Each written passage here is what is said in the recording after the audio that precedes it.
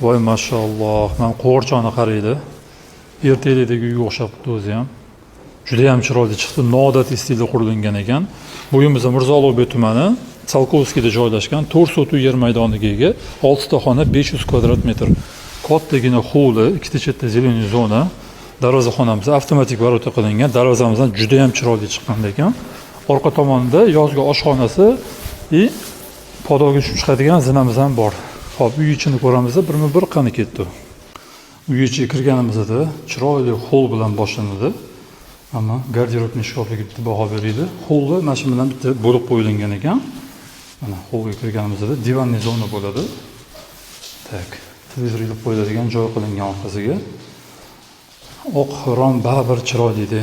Tak, endi oshxonasini ko'rsataman. Oshxonasi ham polni texnikalari hammasi tayyor, remontlar zo'r chiqqan. Hozir ubоркаdan chiqdi uyimiz, yangi holatda. Tak, bu yerda zalimiz, bu joyda panoramli oynasi ham bor. Razmerlari katta. Tak, bu yoq ham chiroyli chiqqan. Temniy bo'lib. Tak, birinchi qavat uchun gostivoy hojatxona. Yonginasida bo'lsa, spalnyamiz joylashgan. Spalnyamiz ham kichkina emas, razmerlari yaxshi. Orqa hovliga qaragan oynalarimiz bor. Mana stroyli katta shkoflar qilingan. O'zining ichida alohida sanuzlar ham bor. Qimmat kattagina. Endi ikkinchi qavat ko'tarilamiz. Ikkinchi qavat ko'tarilib oldi. Chiroyli lyustralar qo'yilgan. Chap qo'lda birinchi detskiy spalniyadan boshlaymiz. Detskiy spalnyamiz polностью yorqin rangda tanlangan. Qimmat stroyli shkoflar ham qilingan. Tak, katta hol bo'ladi mana. Bu yerda kattalar yotoqxonasi, master bedroom. Rahmat. Hozir rishotkani qo'yishyapti ustida. Bu yerda o'zining ichida sanuzli ham bor.